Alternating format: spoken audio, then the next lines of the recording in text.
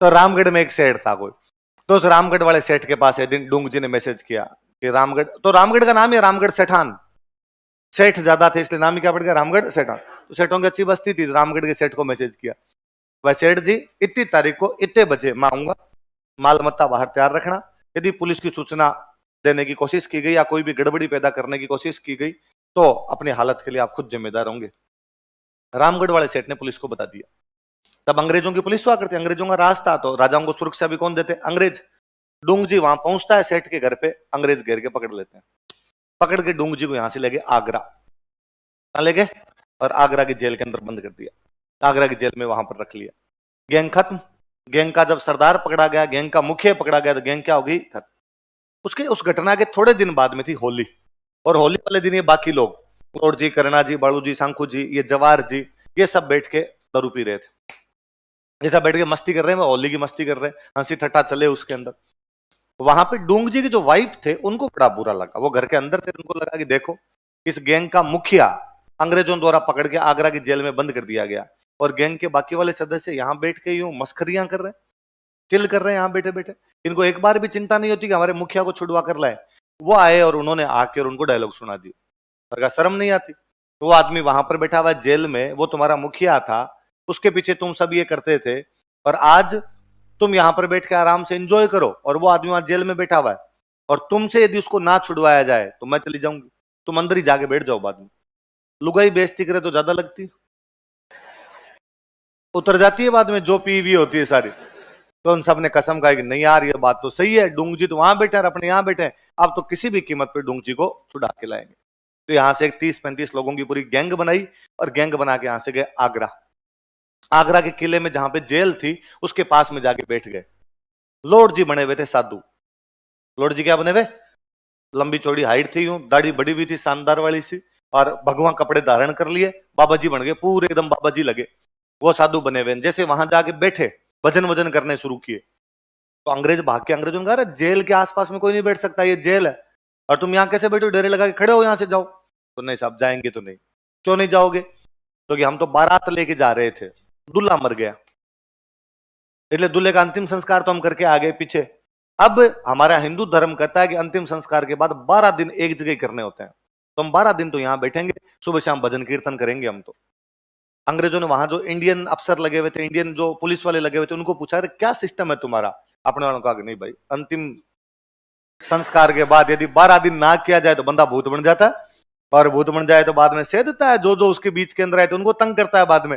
तो अंग्रेजों ने कहा ये तंग नहीं करेंगे अपने को, कि नहीं साहब ये कोई तंग नहीं करेंगे, बैठे रहने तो। अब सुबह शाम अपने भजन कर ले, गरुड़ पुराण का वाचन कर ले, गरुड़ पुराण बांचते हैं, गरुड़ पुराण का वाचन कर ले, लॉर्ड जी ये भजन वगैरह सुनाए, थोड़ी भगवान टाइप की सी बातें बताए। वो जो इंडियन पुलिस वाले वहां जो नौकरी के अंदर लगे हुए थे, वो भी शाम को जब ड्यूटी से फ्री होते तो वहां आके बैठ जाते, यार भगवान के 4 नाम लिए जा रहे हैं, कानों में पड़ेंगे, भली बात ये, हर आदमी चाहता है यार भगवान का नाम ले लिया जाए।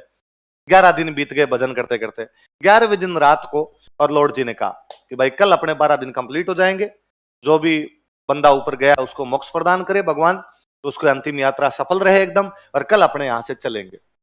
जैसे उन्होंने कहा कल जाएंगे, वो जो पुलिस वाले वहां पर आया करते भजन सुनने के लिए, वो पुलिस वालों में से एक पुलिस वाला नतमस्तक हुआ, उसने कहा बाबा जी आपने जो 11 दिन तक इतनी अच्छी अच्छी बातें बताई है, मेरी जिंदगी सुधर गई इनसे, मैंने भी भगवान का नाम लिया है, मेरे लायक कोई सेवा हो तो बताओ, मैं आपके लिए क्या कर सकता हूँ। लॉर्ड जी ने कहा मैं बाबा सन्यासी आदमी, मोह माया लोभ क्रोध ईर्ष्या सबसे ऊपर उठ चुका हूँ, हमें क्या चाहिए, हम फकीर आदमी है। उसने कहा नहीं बाबा जी आओ कुछ ना कुछ तो मेरे लायक कुछ करवाना पड़ेगा, मेरे घर चलो खाना खाओगे, नहीं नहीं नहीं ये भोग की वस्तुएं हमारे लिए नहीं है, खाना वाना तुम जो खाना तुम्हारा खाओ, तुम यदि करना ही चाहते हो तो तुम्हारी जेल में मेरा एक चेला बंद है, क्या उसके दर्शन करवा सकते। उसने बाबा जी पहले बताते आप, ये तो कभी भी करवाए जा सकते हैं, कल सुबह आ जाओ। अगले दिन सुबह सुबह डूंग जी से मिलाने के लिए किसको लेके गए, डूंग जी को उसी दिन आदेश आए थे कि काले पानी की सजा, काले पानी का मतलब अंडमान निकोबार भेजेंगे, जो खूंखार अपराधी होते हैं उनको कहां भेज दिया करते थे, अंडमान निकोबार। तो डूंग जी यूं नीचे गर्दन देकर अपने बैठे बैठे सोच रहे थे कि यार कल तो आगरा से निकाल के अपने को तो कहां भेज देंगे, काला पानी, क्या करो आप जेल में तो जाना ही पड़ेगा।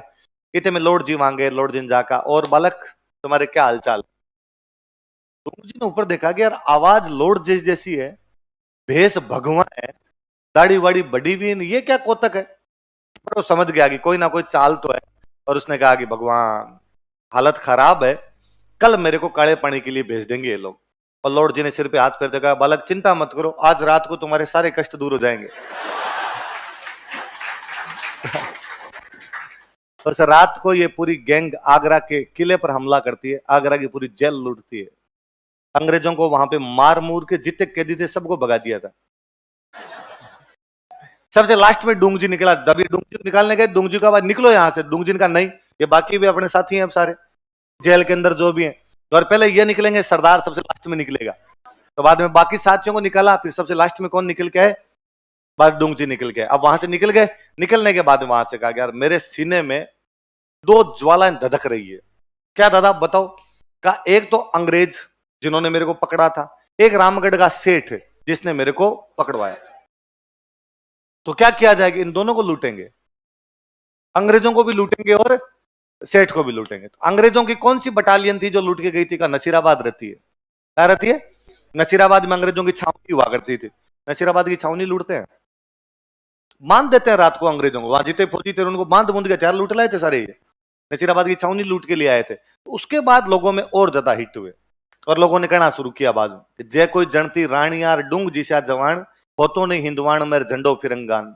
यदि रानियों ने डूंगर सिंह जैसे जवान पैदा किए होते तो अंग्रेजों का झंडा कभी भी भारत के अंदर फहरा था। तो कौन सी छावनी लूट के लाए थे?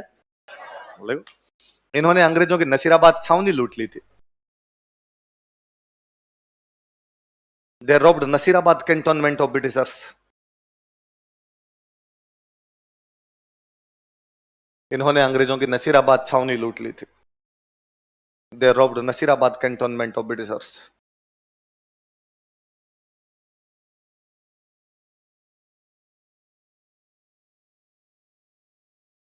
कौन सी छावनी लूट के लाए?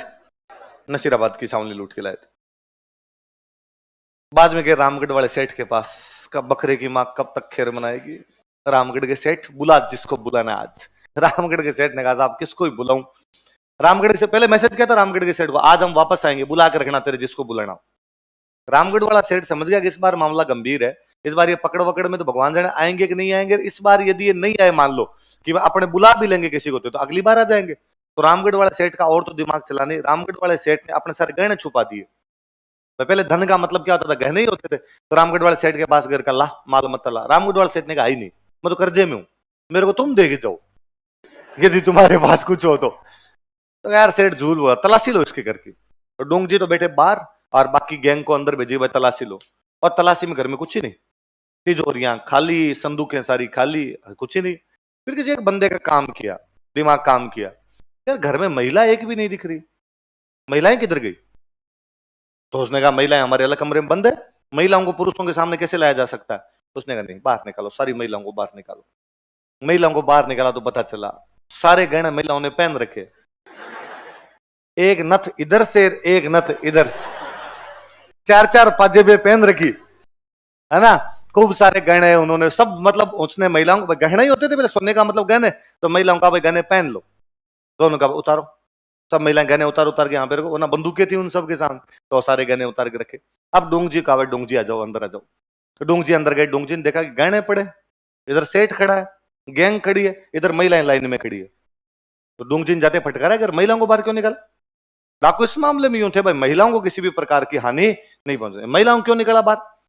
तो डाकू ने कहा साहब नहीं निकालते, आज दिन तक भी हमने महिलाओं से कोई बदतमीजी नहीं की, हमने तो आज भी नहीं की, पर सेठ चालू पड़ा और सेठ ने सारे गहने महिलाओं को पहना दिए, इसलिए महिलाओं से हमने तो गहने उतरवाए, इसलिए महिलाएं खड़ी है। डोंगजी का चाहिए बात है, फिर तो सही है। फिर डोंगजी ने नोटिस किया कि 10-11 महिलाएं खड़ी थी, उनमें 4 ने घूंघट नहीं कर रखे, बाकियों ने घूंघट कर रखे। तो डोंगजी ने पूछा उनको कि तुम इस घर की बेटियां हो? तो जिनका पीहर होगा वो तो घूंघट क्यों करेगी, बाकी जो बीननियां होगी वो तो घूंघट करके खड़ी रहे वहां पे। तो उन्होंने कहा भाई हाँ, हम तो 4 यहाँ की बेटियां हैं, हम पीहर आई हुई थी ससुराल से हमारे, और ये इस घर की है, मतलब हमारी भाभियां जो भी लगती है। तो उसने कहा कि भाई जो जो बेटियां हैं वो अपने गहने वापस उठा लो, वरना तुम तुम्हारे ससुराल जाओगी, ससुराल वाले पूछेंगे पीहर में कहाँ गहने लुटवा के आ गई, तो तुम तो लेके जाओ तुम्हारे। और सेठ को कहा भाई इन बिरनियों को तू जाने, तेरा काम जाने, इनको वापस करवाना। तो मुझे लगता है उस आदमी का नैतिक चरित्र देखिए आप, कि मतलब अब वो लड़कियां वो लड़कियां जो कितनी राजी हुई होगी 2 बात पे, कि खुद के तो मिल गए, भाभी होंगे लुट गए। महिलाओं के ये भी तो रहता है भाई मेरे पास ज्यादा हो, इनके पास कम। तो उन लड़कियों ने तो नारे लगाए होंगे कि हमारा डाकू कैसा हो, डूंग जी जैसा हो। ऐसे डाकू हर घर के अंदर आ रहे थे। मैं यार ये ठीक था डाकुओं के काम। तो वहां से ले, अब अंग्रेजों को पता चलेगा नसीराबाद छावनी लूट गए, रामगढ़ के सेठ को लूट गए, हमारे आगरा की जेल तोड़ गए। तो अब अंग्रेजों ने कहा अब तो पकड़ो, फांसी लगाओ इनको। अब ये गैंग आगे और अंग्रेज इनके पीछे, डूंग जी और जवाहर जी इन दोनों को पकड़ा जाए। सरदार ये थे, मुखिया ये थे। ये बात पता चली जनता को, अंग्रेज इनको पकड़ के इस बार फांसी लगाएंगे। तो जनता ने अपने राजाओं को कहा, बीकानेर में राजा हुआ करते रतन सिंह, बीकानेर राजा कौन थे, और जोधपुर के राजा हुआ करते तख्त सिंह। कौन राजा थे, तख्त सिंह। तो जोधपुर के राजा और बीकानेर के राजा कौन है, इनको कहा कि भाई राजाओं हम तुम्हें टैक्स देते हैं, डूंग जी जवाहर जी हमारे बंदे हैं, यदि अंग्रेजों ने पकड़ के इनको फांसी लगा दिया तो तुम्हारी गिरे नहीं है, टैक्स देना बंद करेंगे, हम तुम्हारे खिलाफ बगावत करेंगे। तो राजाओं को लगा मामला गंभीर होगा। तो बाद में ये जो तख्त सिंह थे जोधपुर वाले, इन्होंने डूंगर सिंह को गिरफ्तार किया। किसको गिरफ्तार किया, डूंगर सिंह। रतन सिंह ने गिरफ्तार किया जवाहर सिंह को, और गिरफ्तार करके अपने अपने किलों में रख लिया। मतलब जवाहर सिंह तो बीकानेर के जूनागढ़ किले में, और डूंगर सिंह जोधपुर के मेहरानगढ़ किले में। अंग्रेजों ने कहा हमें सौंपो, का नहीं सौंपेंगे, तुम इनको फांसी लगा दोगे, और यदि इनको फांसी लगा दी तो जनता हमें फांसी लगा देगी। अच्छा तुम इनको क्यों पकड़ना चाहते हो, क्योंकि लूटपाट करते हैं, तो आज के बाद नहीं करेंगे, हमारे किले में बैठे, मरने हम देंगे नहीं, और डकैती भी इनको करने देंगे नहीं। तो बाद में इन दोनों का अंतिम समय, एक का तो बीता था जोधपुर और एक का कहां बीता था, बीकानेर। याद रह जाएगी बात।